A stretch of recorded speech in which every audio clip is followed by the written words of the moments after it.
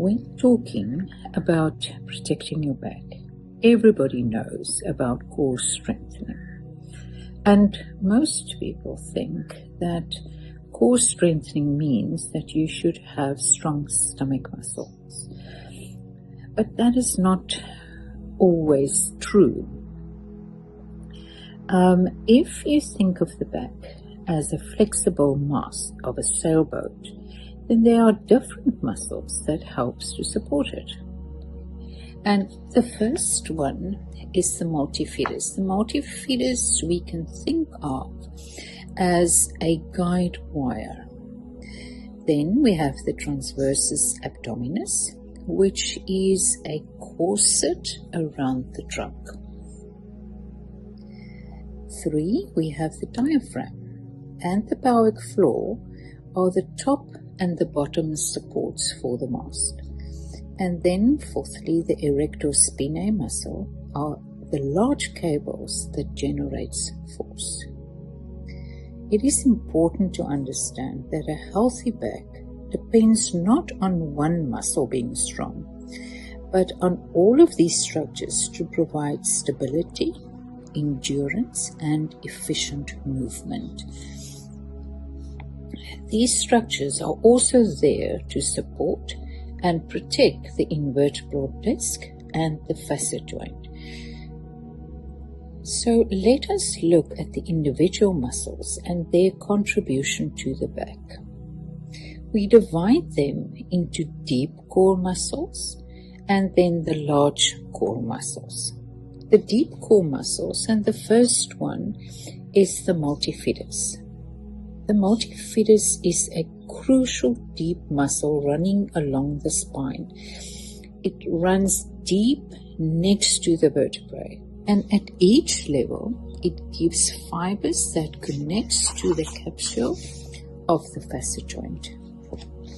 These fibers stabilize the capsule during movement. It acts as a stabilizer rather than a prime mover. It provides more than 2/3 of spinal stiffness. It resists compression forces and prevents shear forces. When we have back pain, the nervous system inhibits the multifidus, leading to a rapid and accelerated atrophy.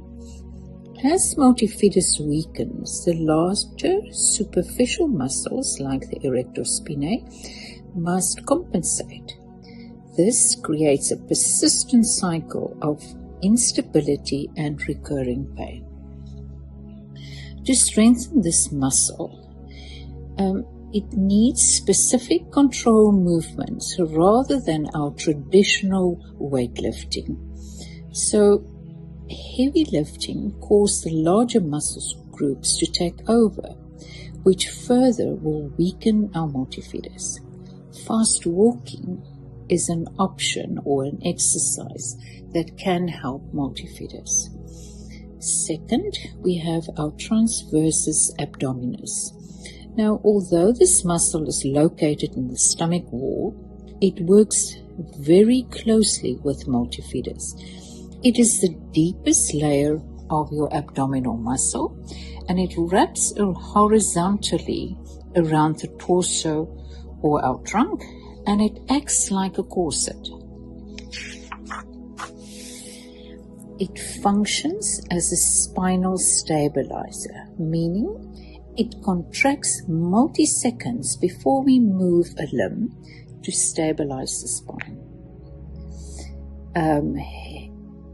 It also pulls the abdominal wall inward, which compresses the internal organ and stabilize the pelvis.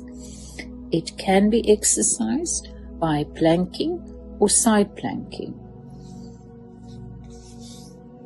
Our third deep core muscles are our pelvic floor muscles. Now, we all, and especially women, know about pelvic floor exercises, but the thing that we don't always understand is the effect that have on our backs.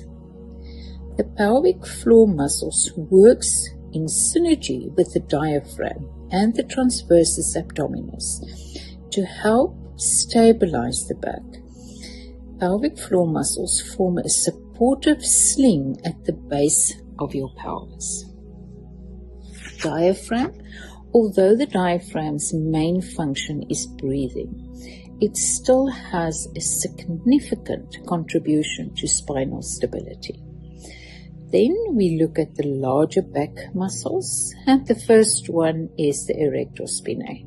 It's the massive three-part muscle group running vertically on either side of the vertebral column. This muscle is vital for core stability. Its function is to help maintain our upright posture, and it helps to generate a lifting force. Now, the other one is the quadratus lumborum.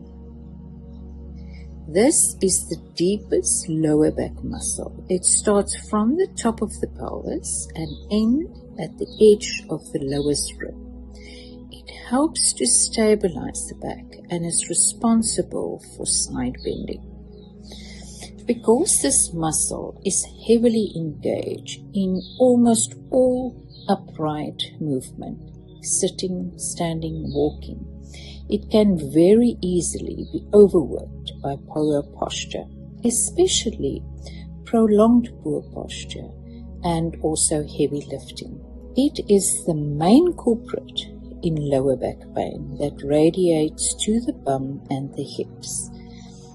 This is usually caused by prolonged forward sitting and weak core muscles. When we maintain a sitting position for a long period, the sustained contraction of the quadratus lumborum compresses the arteries. This causes metabolic buildup in the muscle, which causes nerve irritation. And that's where the spread of pain to the hips and the glutes come from. It is therefore crucial that this muscle, in conjunction with the other core muscles, are strengthened. Other muscles that plays a role in core stability is gluteus maximum as well as latissimus dorsi. Gluteus maximum is your bum muscle, the biggest one. There's 3 of them. And then our latissimus dorsi runs from the trunk to midway down the back. In 2025, a number of major studies conducted found that the real problem in low back pain is prolonged, uninterrupted sitting, especially in a forward position. Now, if we all sit in a restaurant and you just look around you, you will see where the problem comes from and how many people, after sitting through a meal in that prolonged forward position, struggle to get up afterwards. So the research confirmed that sustained sitting affects lumbar intervertebral disc loading, and especially and even more so if we sit in a slumped forward position.